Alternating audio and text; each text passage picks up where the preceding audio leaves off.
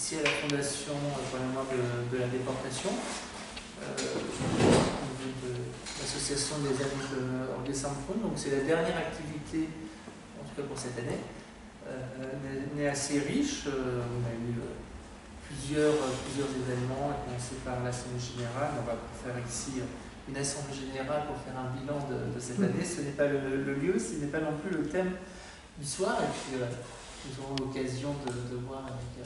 Leroux qui est avec nous, qui accueillera pour l'Assemblée Générale pour parler de vos travaux et qui sont un certain nombre de points sur la question de la mémoire assez proches de ceux de Clara Lecadet. Le thème de ce soir tourne autour de cet ouvrage que Clara Lecadet a co-dirigé avec un certain nombre de chercheurs.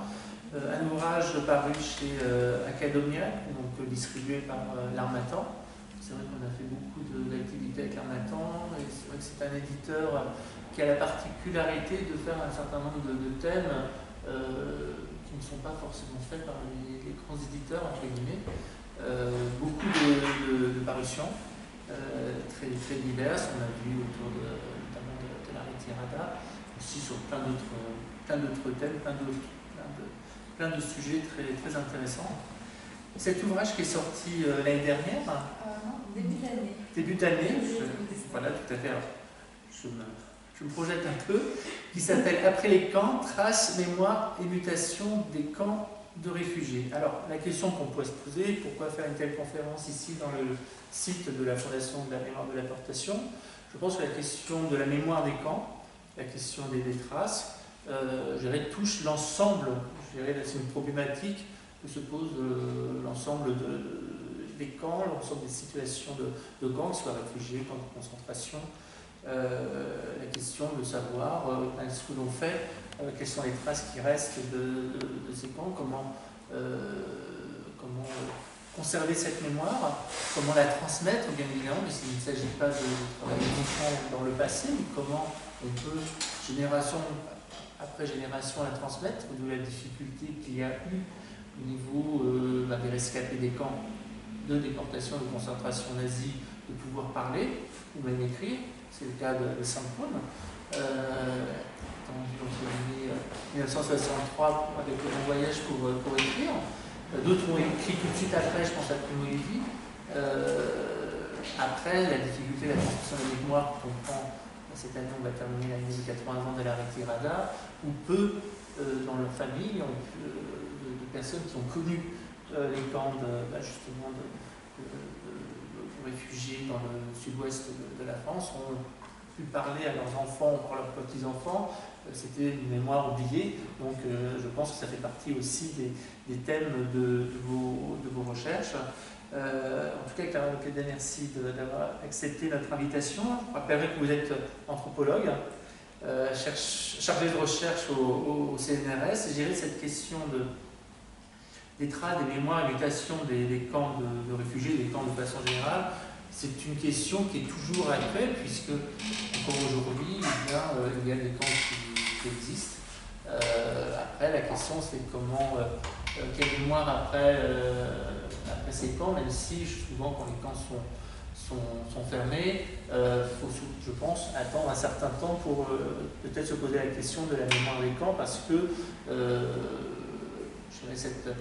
quand un camp est fermé, d'un certain côté, une certaine histoire s'arrête et la mémoire, je pense, nécessite un certain temps pour qu'on puisse faire des recherches, pour un certain nombre de raisons, à la fois c'est pour ceux qui ont été dans ces camps, qui ont été enfermés, oubliés, du moins vivre avec, et au niveau des autorités, eh bien, un camp est fermé, donc on passe à autre chose. Autre chose, ça peut être notamment construire des immeubles sur ce qui est là au niveau des camps. Alors, ce n'est pas le cas des camps de concentration nazie, mais sur des camps de réfugiés, c'est souvent le cas, et c'est aussi, je pense, que j'anticipe votre intervention, mais c'est aussi une manière, au niveau des autorités, de faire une table rase du passé. Voilà, donc après votre intervention, chère Clara, eh bien, nous aurons une discussion avec vous, avec moi, peut-être aussi autour autour de votre intervention, autour de vos travaux. Donc à l'entrée de cette salle, vous avez vu une feuille sur laquelle vous pouvez indiquer vos coordonnées si vous souhaitez recevoir, si vous ne recevez pas encore les informations de notre association, et puis à la fin je vous parlerai de dates prochaines. Ce sera pour l'année prochaine, mais surtout maintenant, place à vous, Clara, pour nous parler de votre étude, peut-être pourquoi vous avez lancé ce projet, depuis quand, et peut-être aussi ce que vous faites exactement au niveau du CNRS. D'accord.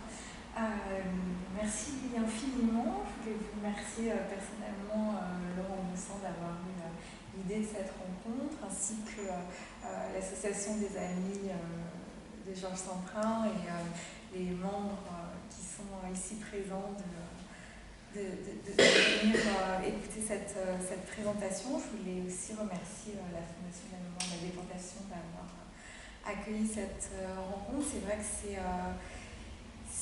un ouvrage, alors j'insiste sur le fait que c'est un ouvrage collectif, donc il est fait des contributions de nombreux collègues appartenant à des disciplines variées. Il y a des historiens, des anthropologues, des archéologues, des géographes. Et la question qu'on leur a posée quand on a démarré le projet de cet ouvrage, il y a déjà 5 ans, c'était en 2014 avec mon collègue Jean-Frédéric de Hasque, qui est documentariste et anthropologue à l'Université catholique de Louvain. La question assez simple qu'on leur a posée, qui était le parti pris de cet ouvrage, c'était de savoir ce qu'il arrivait une fois que les camps étaient fermés. Que restait-il de ces lieux une fois que les réfugiés avaient quitté cet espace, et surtout quelles histoires, quelles mémoires pouvaient éventuellement surgir de ces lieux une fois qu'ils avaient fermé, une fois qu'ils avaient disparu. Et ce qu'on voulait faire en se situant justement du point de vue de l'après-camp, c'était en fait essayer de poser quelques pierres pour réfléchir à une histoire globale des camps de réfugiés. C'est-à-dire, en s'interrogeant sur les camps qui n'étaient plus, on voulait essayer de retracer une espèce de généalogie qui n'a pas encore réellement été faite sur ces lieux. Et l'idée aussi de ce livre, c'est que d'une certaine manière, il n'y avait pas eu encore réellement d'histoire des camps de réfugiés, parce que les camps de réfugiés avaient été d'une certaine manière recouverts et occultés par rapport à la grande histoire des camps de concentration et d'extermination comme lieu de violence et de mort. Et que donc l'historiographie des camps de concentration et d'extermination nazie avait d'une certaine manière rendu presque plus mineur et plus secondaire ces innombrables lieux qui se sont créés dans l'ombre des guerres du XXe siècle, qui n'étaient pas nécessairement des lieux de mort, même s'il y a eu quand même des morts, parce qu'il y a beaucoup de réfugiés qui sont morts dans les camps, que ce soit de mort, de maladie, de fatigue, etc. Mais en tout cas, leur but initial n'était pas de donner la mort, mais en tout cas, la multiplication de ces espaces comme ça dans l'ombre des guerres a été un peu oubliée, occultée par la grande historiographie des camps comme lieu de concentration et de mort. Donc c'était là-dessus qu'on avait envie de revenir, sur un peu une sorte d'histoire qui nous semblait minorée et oubliée. Alors, la question, vous l'avez déjà un petit peu évoqué dans votre présentation, c'était de savoir de quelle réalité on parle quand on se situe dans l'après-camp. Alors, vous l'avez noté, il y a des camps qui ont été évacués, dont il ne reste plus aucune trace. Je pense par exemple au continent africain, où le Haut Commissariat pour les réfugiés a créé d'innombrables camps à partir des années 60.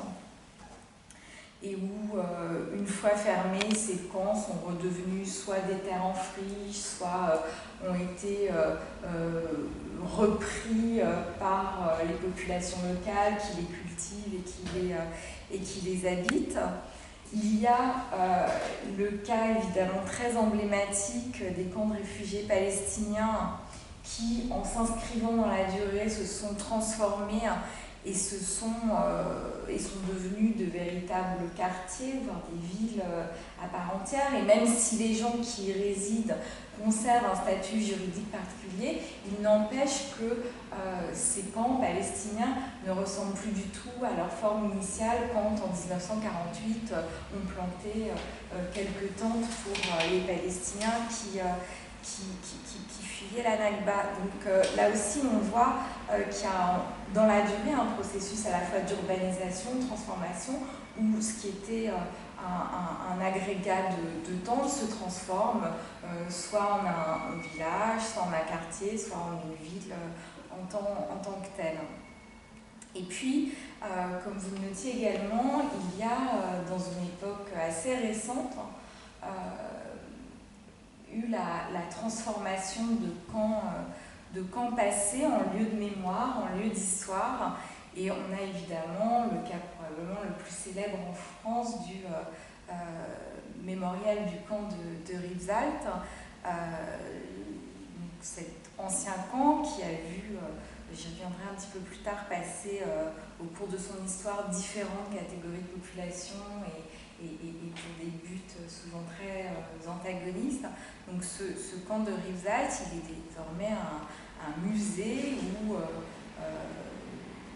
sont co-présentes un certain nombre de mémoires, parfois concurrentes, parfois en conflit. Il y a d'ailleurs un texte très intéressant dans le livre des historiens Nicolas Lebourg et Abderrahmane Moumen qui montre que dans le processus même de muséification, il y a une hiérarchie qui s'est instaurée entre les mémoires des populations qui sont passées par Rivesaltes, avec une centralité du refuge espagnol, mais du coup au détriment d'autres populations qui ont été comme ça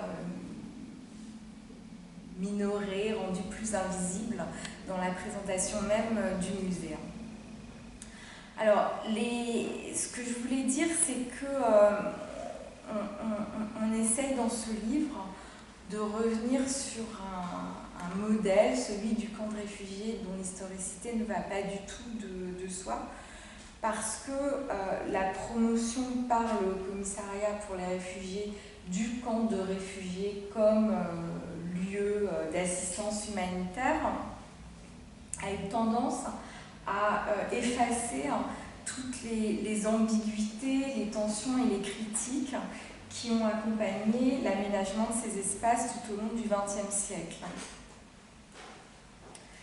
Et je souhaiterais ici évoquer quelques séquences historiques qui me semblent pertinentes pour réfléchir à la question de l'émergence des camps de réfugiés et à la consolidation de ce modèle qui prendra dans la deuxième moitié du XXe siècle une forme humanitaire. Il y a d'abord, première séquence, le phénomène d'internement des civils à l'intérieur de camps qui commence à partir de la fin du XIXe siècle. On observe pendant la première moitié du XXe siècle la multiplication de lieux de refuge liés aux guerres, des lieux de refuge qui sont tiraillés entre contrôle, enfermement des populations et recherche de nouvelles formes de protection et d'assistance. Les lendemains de la Seconde Guerre mondiale apparaissent ensuite comme un tournant pour la consolidation d'un modèle humanitaire de prise en charge des déplacés auquel on donne un statut juridique à part entière, le statut de DP, Displaced Person. Et un moment qui apparaît fondamental également dans cette longue évolution du modèle des camps de réfugiés, c'est le moment de la décolonisation et l'exportation du modèle du camp qui s'est forgé dans le contexte européen à des scènes extra-européennes et notamment dans des pays issus du joug colonial. Alors, première, séquence, alors évidemment brossée à très gros traits, vous me pardonnerez toutes les simplifications que ça suppose. C'est vrai que l'émergence des camps de réfugiés, elle est inscrite dans l'histoire des guerres du XXe siècle, guerre coloniale et guerre mondiale. Et elle s'explique par la place centrale qu'occupent les populations civiles dans ces guerres.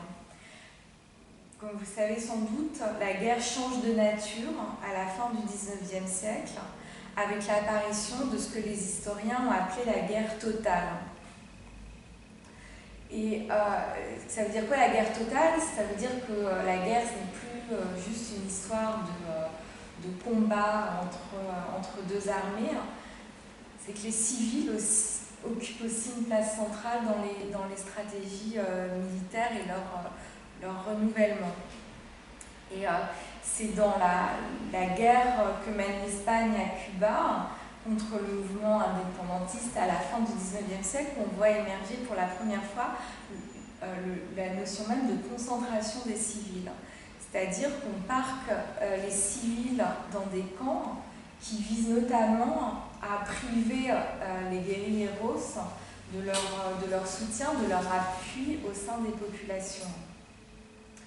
Et c'est durant la guerre des Boers en Afrique du Sud, dont parle un archéologue sud-africain dans cet ouvrage, Garth Benewas, que pour la première fois, l'armée britannique utilise le label de camp de réfugiés pour qualifier ces lieux qu'elle a créés pour parquer, pour interner les populations Boers et comme à Cuba, pour priver les combattants Boers de leurs assises, de leurs renforts au sein des populations. Alors, ce qui est compliqué évidemment dans le cas de la guerre en Afrique du Sud, c'est que les camps de réfugiés ne ressemblent pas exactement au modèle du HCR, de promotion, de l'assistance humanitaire, etc. Mais c'est quand même intéressant que l'armée britannique utilise l'argument de la mise à l'abri des civils pour faire avancer sa stratégie militaire. Donc, ce phénomène d'internement des civils va se poursuivre tout au long du premier XXe siècle. L'historienne Annette Becker, dans son livre sur la Première Guerre mondiale qui s'appelle « Les oubliés de la Grande Guerre », montre que l'internement des civils durant la Première Guerre mondiale va contribuer à brouiller les lignes de démarcation traditionnelles entre civils et militaires.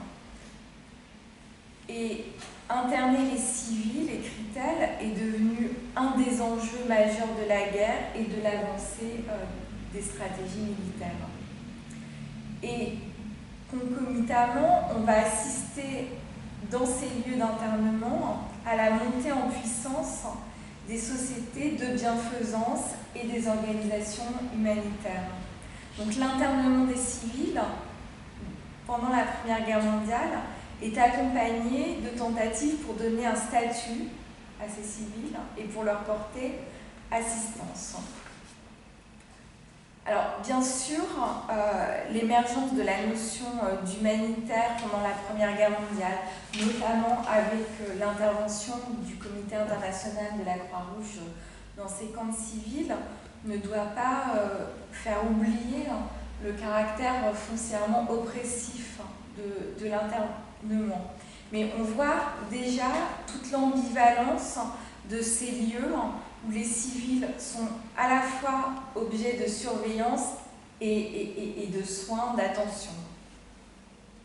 Et les contextes vont se multiplier où l'internement des civils se fait à des fins militaires, mais avec une préoccupation grandissante pour leur sort et pour la recherche de formes d'assistance. Par exemple, mais vous connaissez la question bien mieux que moi, les camps créés pour les réfugiés espagnols dans le sud-ouest de la France en 1939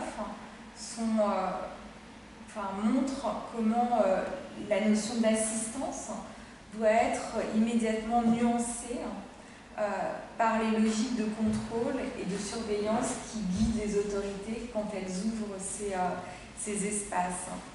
Et d'une certaine manière, il faut se méfier de l'anachronisme qui consiste à parler de camps de réfugiés quand on parle des camps de réfugiés espagnols, parce que à l'époque, et on en a parlé l'autre jour au téléphone, on les appelle camps de recueil ou encore camps de concentration. Et les conditions de vie qui règnent dans ces camps où se trouvent les réfugiés espagnols sont régulièrement dénoncées. La faim, l'épuisement qui est celui des réfugiés dans ce lieu est condamné. Et je voulais citer l'exemple du Parti communiste qui, en 1939, déclare lors de son congrès que ces camps de réfugiés espagnols sont une insulte à la dignité humaine. Et le Parti communiste prévoit une campagne pour dénoncer une institution, je cite, de caractère fasciste. Donc on est bien loin de l'image aujourd'hui presque doucereuse des camps de réfugiés espagnols. Il y a la condamnation presque immédiate du caractère presque totalitaire du fait d'interner des personnes dans un espace comme celui-ci. Et le Parti communiste à l'époque insiste sur la nécessité de donner du travail aux réfugiés et de tout faire pour empêcher leur rapatriement, mais donner du travail, ça veut dire faire en sorte que les réfugiés soient intégrés à la vie ordinaire et non pas parqués dans ces lieux. Je cite là encore une déclaration faite au sein de la Conférence internationale d'aide aux réfugiés espagnols en 1939. L'internement dans les camps de concentration n'est pas une solution acceptable pour la conscience humaine. La conférence considère donc comme une de ses tâches les plus urgentes la répartition judicieuse de ces réfugiés et volontaires internationaux dans les divers pays démocratiques et leur établissement dans une vie normale de travailleurs.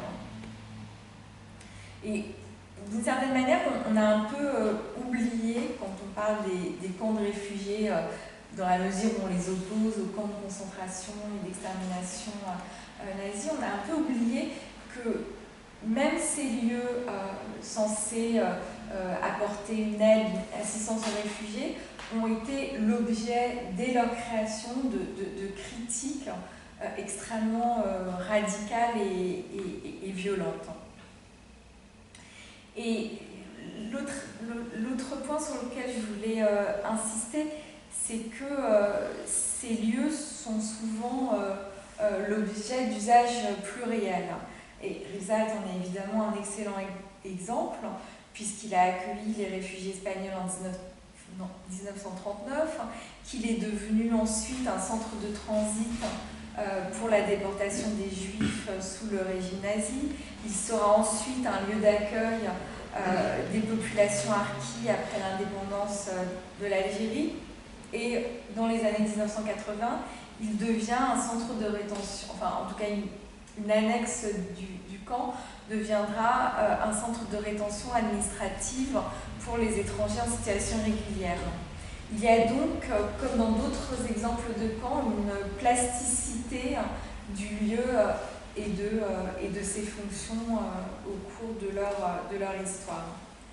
Je voudrais maintenant évoquer l'après 1945, parce qu'il me semble que c'est vraiment un tournant dans la mise en œuvre et la modélisation de ce qu'on pourrait appeler aujourd'hui le camp humanitaire. La logistique humanitaire qui est déployée au lendemain de la Seconde Guerre mondiale en Europe est tout à fait sans précédent. Elle concerne des millions de déplacés, déportés, travailleurs forcés, prisonniers politiques. Et ils vont être créés pour eux des camps de déplacés du nom du statut de DP, qui est octroyé par les organismes en charge de la distribution de l'aide après 1945. Et ces camps de déplacés ont des formes très diverses. Ils vont de simples abris de fortune à des logements en dur, situés dans d'anciennes casernes, des bâtiments désaffectés. Certains de ces camps d'IPI sont le lieu d'une intense vie sociale et politique pour les réfugiés après 1945, avec leurs écoles, leurs lieux de culte, leurs ateliers, leurs lieux de rencontres politiques. Et il y a donc dans l'Europe d'après-guerre d'innombrables camps de réfugiés, formels ou informels, qui peuvent être soit administrés par les États, soit administrés par les organisations internationales en charge de l'aide aux réfugiés, ou encore il y a des camps tout à fait organisés, auto-organisés par les déplacés, les réfugiés, sans autre forme de tutelle institutionnelle. Et là aussi, ces camps de déplacés de l'après-1945 qui sont protéiformes. On a le cas emblématique des camps de Dachau et de Bergen-Belsen, où une portion de ces camps de concentration nazis a été aménagée à la Libération en centre d'accueil pour les déportés. Donc, voilà aussi que, y compris les camps nazis ont pu provisoirement servir de camps d'accueil et de camps d'assistance après la guerre. Alors, si on utilise surtout après 1945 l'expression de camp déplacé, il faut certainement chercher l'origine de l'expression camp de réfugiés dans l'adoption en 1951 de la Convention de Genève relative au statut des réfugiés. Pour la première fois, le réfugié devient en 1951 un sujet de droit international, et la reconnaissance de ce statut s'accompagne d'un ensemble de protections. Et le Haut Commissariat pour les réfugiés, une agence onusienne qui a été créée en 1950, va se présenter comme le garant de ce statut juridique, mais aussi comme une instance opérationnelle susceptible de mettre sa logistique au service de situations de crise entraînant des déplacements de population. Et ce qui est intéressant, c'est que dans les années 50, on assiste à un double phénomène. D'une part, le HCR cherche à fermer, par un programme très volontariste, les derniers camps de déplacés qui ont été créés après 1945 en Europe, et dont beaucoup se sont installés dans la durée. Et d'autre part, donc, toujours dans les années 1950-1960, le HCR va exporter ce modèle du camp humanitaire sur des scènes extra-européennes.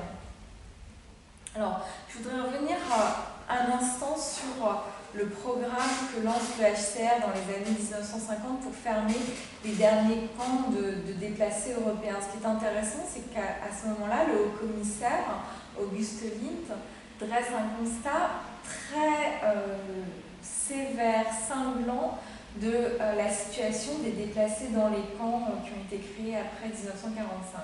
En gros, il dit que voilà, ces camps de déplacés, même s'ils ont été créés dans un but humanitaire, ont condamné des générations de déplacés à rester dans ces lieux clos, où il n'y a aucune perspective d'avenir, où souvent les gens sombrent dans la dépression. Donc, si vous voulez, le haut-commissaire est conscient, d'une certaine manière, de l'impasse totale que représente le parquage des déplacés, des réfugiés dans les camps.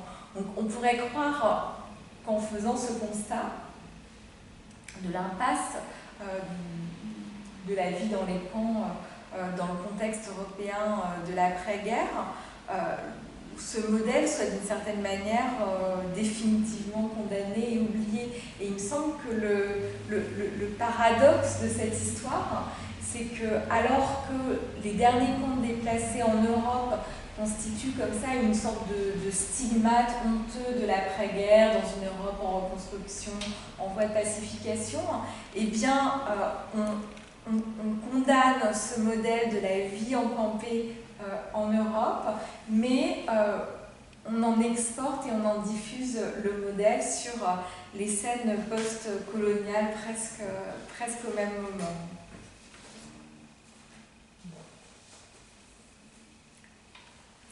Et il y a un autre élément, en tout cas quand on réfléchit à la question du vocabulaire qui me semble intéressant, c'est que dans les années 1950 toujours, la notion même de camp de réfugiés, elle n'est pas encore vraiment établie et elle n'est pas utilisée de manière systématique.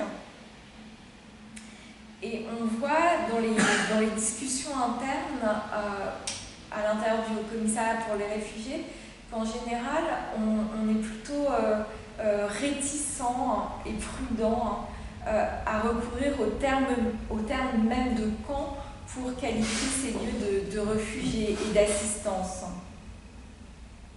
Et on voit que ce qu'on appelle un camp, c'est pas seulement un quartier pauvre ou même installé dans une caserne ou un bâtiment ordinaire.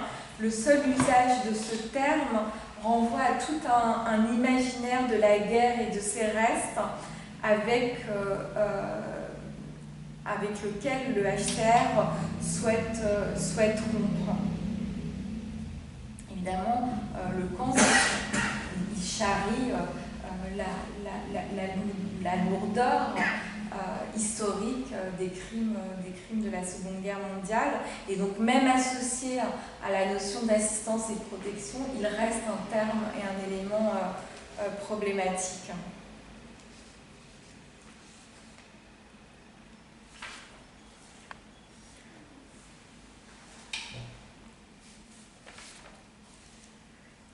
Alors, ce qui me semble intéressant, c'est que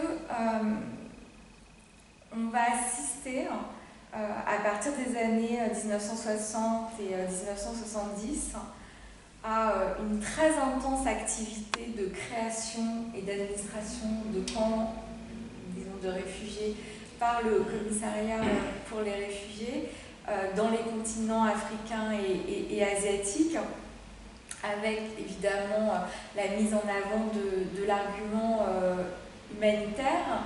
Et les camps, à partir de ce moment-là, sont présentés comme des lieux neutres politiquement, permettant de secourir les populations civiles déplacées par les guerres, les conflits, les famines.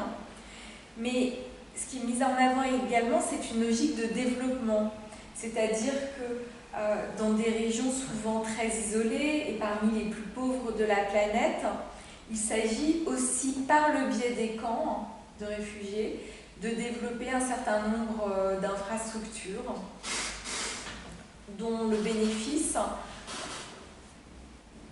puisse revenir aussi bien aux réfugiés qu'aux populations locales. Parce que c'est un peu une des constantes des stratégies de la politique du HCR quand elle va commencer à intervenir sur ces scènes postcoloniales, c'est de ne pas favoriser d'une certaine manière les réfugiés sur les populations locales qui vivent souvent elles-mêmes dans des conditions très précaires et indigentes. Donc il y a cette idée que l'assistance doit pouvoir bénéficier à la fois aux réfugiés qui sont dans les camps, mais aussi aux populations locales. Et donc on voit des phénomènes où un certain nombre de services, notamment liés à la santé, à l'éducation, qui sont installés à l'intérieur des camps, vont aussi être ouverts aux populations qui vivent dans la proximité, dans l'environnement des camps. Et la dynamique que c'est censé insuffler, après, est-ce que ça réussit, c'est encore une toute autre question. La dynamique, donc, c'est une dynamique de développement, de fournir un certain nombre de services en matière d'éducation, de santé, pour des populations dans des pays extrêmement pauvres. Alors, il y a un autre élément qui me semble important, c'est que ce moment où le HCR multiplie les camps en Afrique et en Asie, c'est aussi le moment, disons les années 1970, où un certain nombre de pays européens ferment leurs portes à l'immigration de travail et durcissent leur politique migratoire. Et on va observer de manière générale la subordination croissante des politiques d'asile aux intérêts des États en matière de politique migratoire.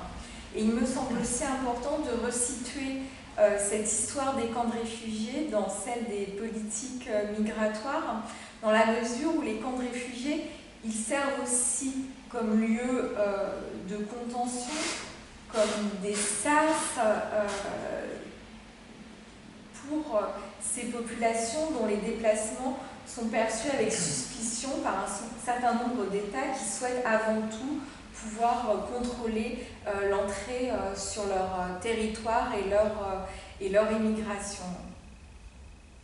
Et il y a un événement qui a lieu en Europe au début des années 1990 qui va reposer de façon très dramatique la question des déplacements de population liés à la guerre et la difficulté de faire accepter ces réfugiés par les autres États européens, c'est la guerre en Bosnie. C'est-à-dire que le problème des réfugiés qui avaient plus ou moins, des déplacés internes qui avaient plus ou moins disparu en Europe avec la fermeture des derniers camps de déplacés d'après 1945, se repose de manière très brutale avec la guerre en Bosnie, parce que là, on va voir à nouveau en Europe de nombreux camps être créés pour les déplacés, et on va assister également à l'hostilité des autres États européens à recevoir et à accueillir ces flux. Et au début des années, le début des années 1990, c'est un moment assez important pour le HCR, parce qu'il va tirer un certain nombre de conclusions finalement assez terribles et malheureuses de l'expérience bosniaque. C'est qu'il faut complètement repenser la question des déplacements de population et des possibilités de la réception de ces populations par d'autres États. Et le HCR va adopter une nouvelle doctrine avec ce qui va être appelé la notion de protection préventive. Alors c'est quoi cette notion ? La protection préventive, c'est l'idée qu'il faut maintenir les réfugiés au plus près de leur zone de départ. Donc installer des camps, soit dans leur pays, soit dans les pays limitrophes, pour empêcher finalement leur éloignement de leur zone de départ et limiter, parce que c'est quand même ça in fine que ça revient, les flux migratoires. Et cette notion de protection préventive, elle marque une rupture assez nette par rapport à l'idée très généreuse qui était née après 1945, que tout réfugié pouvait librement quitter son pays et trouver refuge dans l'État qui voulait bien l'accueillir. Là, on va assister à la progressive mise en place de tout un système global de contention des populations et de fixation de ces populations au plus près de leur lieu d'origine. Et c'est encore plus le cas aujourd'hui, où on a tout un tas de campagnes qui sont menées par l'Organisation internationale pour les migrations en Afrique et qui visent à dire aux gens ne partez pas. On a vraiment des campagnes mondiales actuellement qui visent à fixer les populations dans leur lieu d'origine, voire, quand les migrants ont été expulsés, à faire tout pour qu'ils ne repartent pas, pour qu'ils ne réémigrent pas. J'ai peut-être déjà parlé très longtemps, mais je vais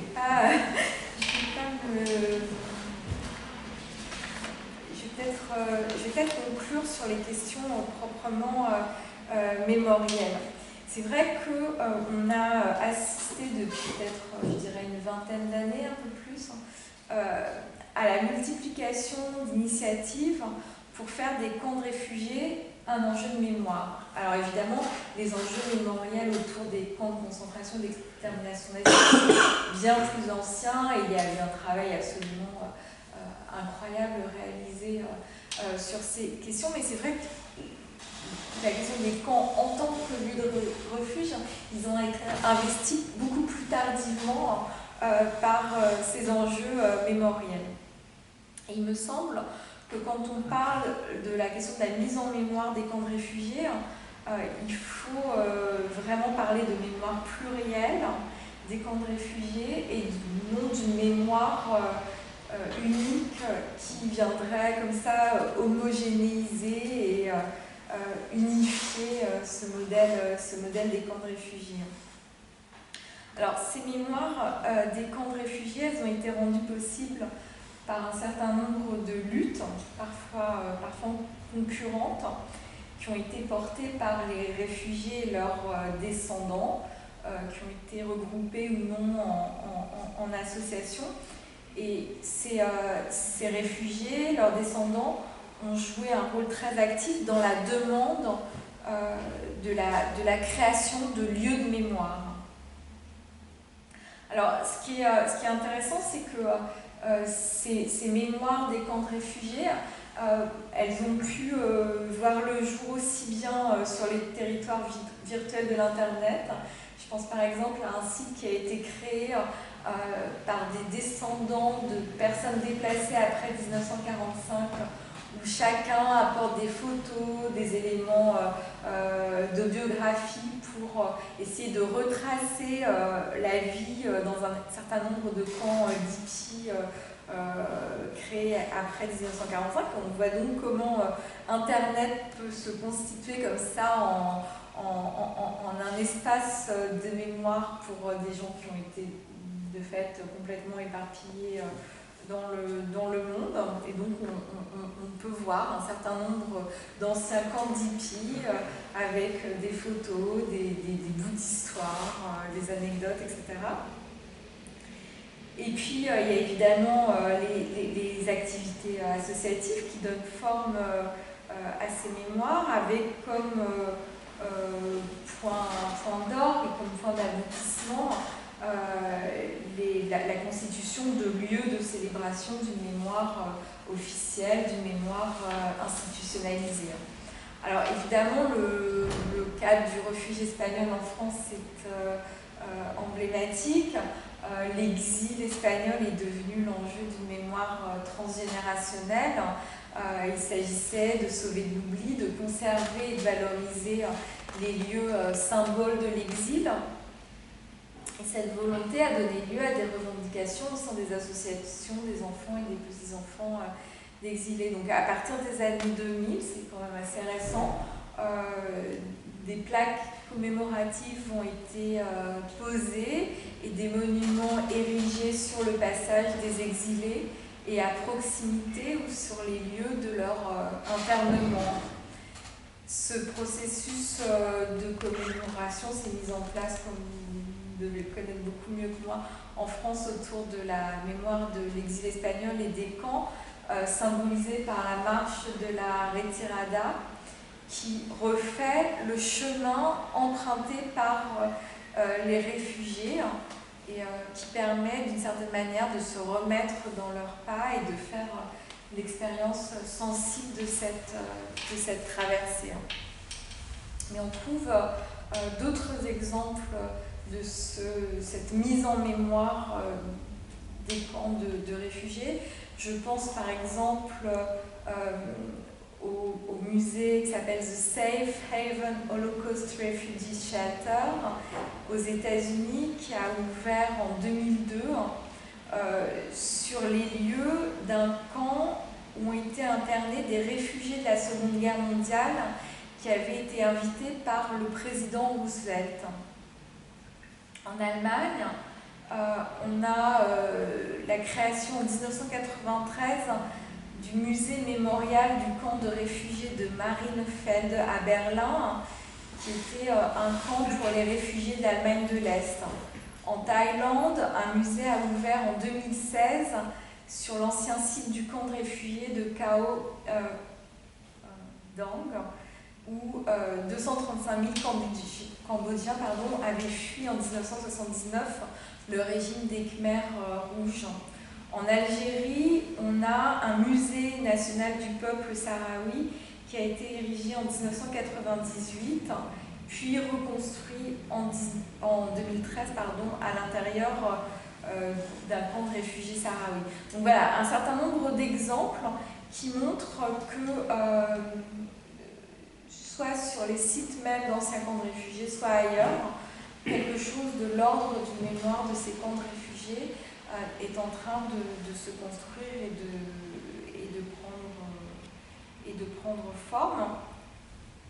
Et puis, pour finir, je voulais dire que cette réflexion qu'on a essayé de mener dans l'ouvrage sur la question de l'après-camp, elle porte évidemment sur le passé, mais aussi sur le futur, parce qu'on essaie aussi de poser la question de savoir si on peut imaginer un monde où le recours au camp de réfugiés n'existerait plus. Est-ce qu'on peut dépasser ce modèle tel qu'il s'est imposé tout au long du XXe siècle comme mode d'assistance aux populations civiles?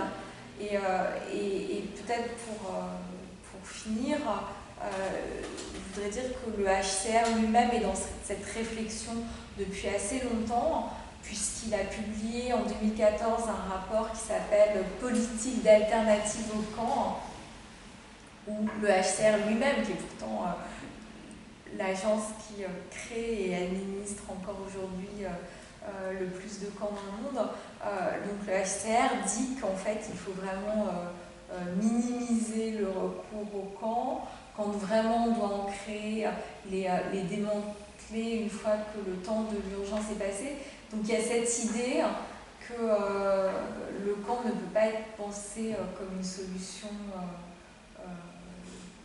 pérenne et qui a sans doute d'autres manières de porter assistance aux réfugiés que de les condamner à une vie ségrégée. Voilà. Merci beaucoup, Sarah.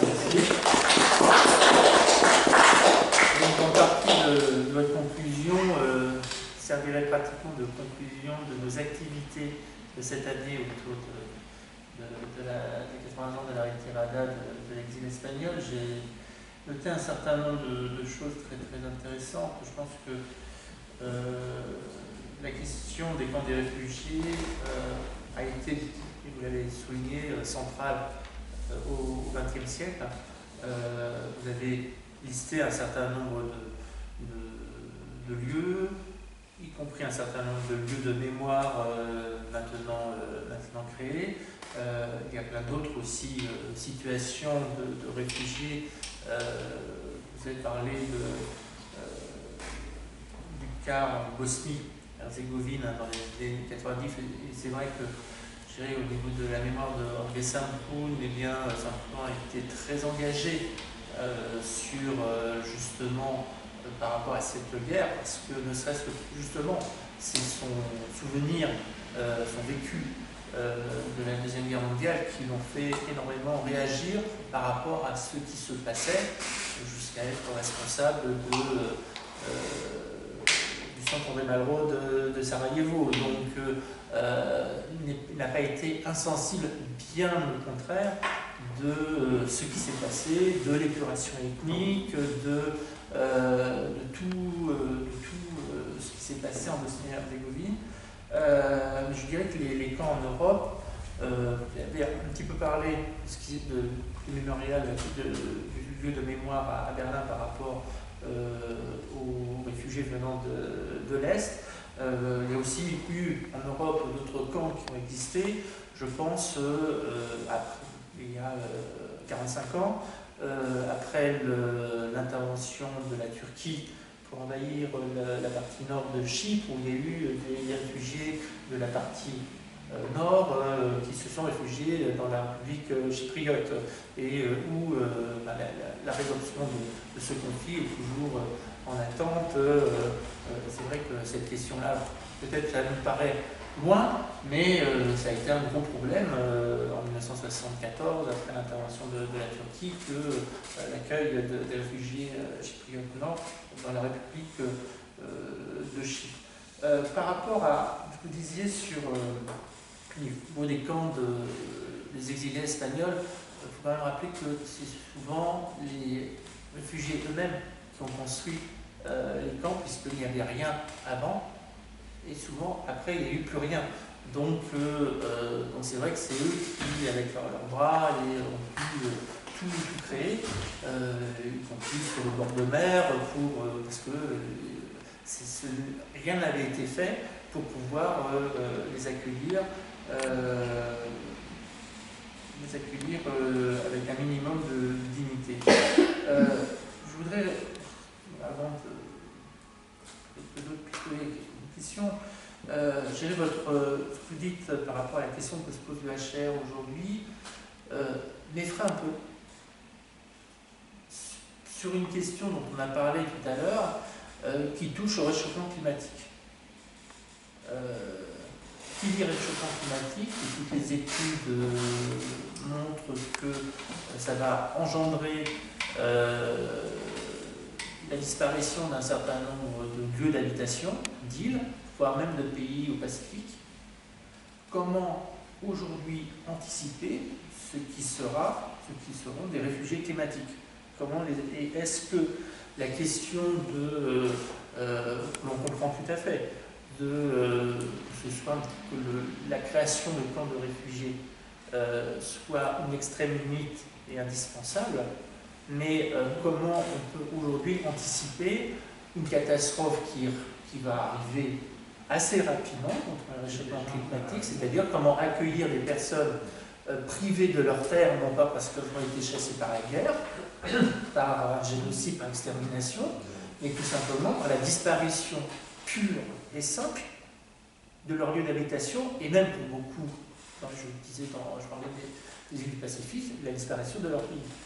Est-ce que vous savez si, je pense qu'au sein du SCR, il y a une réflexion qui est menée, mais c'est comment anticiper les choses plutôt que la problématique qu'il y a sur tout ce qui est politique humanitaire, c'est que souvent on intervient après les États et tout. Donc, et s'il y a eu ce qu'on appelait les French Doctors, c'est parce qu'il y avait un besoin de faire quelque chose. Donc là, on sait, et tous les rapports qui existent convergent sur la disparition d'un certain nombre d'habitations, c'est comment faire, sans forcément créer des camps, bien évidemment, mais pour accueillir des personnes qui seront obligées de quitter leur lieu d'habitation de vie ancestrale pour des raisons qui n'ont jusqu'à présent jamais existé ou vraiment très peu existé. Alors moi, je ne sais pas s'il y a des scénarios comme ça d'anticipation faits par le HCR, je l'ignore très franchement, mais ce qui est sûr, c'est que la tendance, mais aussi pour des questions budgétaires assez simples, c'est que quand ça coûte trop cher.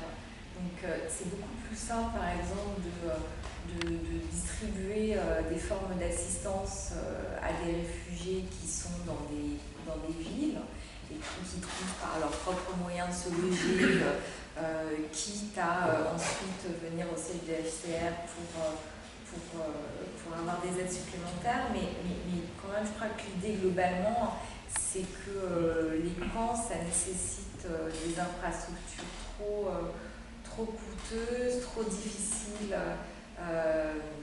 à défaire une fois qu'elles ont été mises en place. Donc j'ai pas l'impression que ce soit forcément ça le scénario. Mais je veux dire, j'ai pas de connaissances précises sur la manière dont le HCR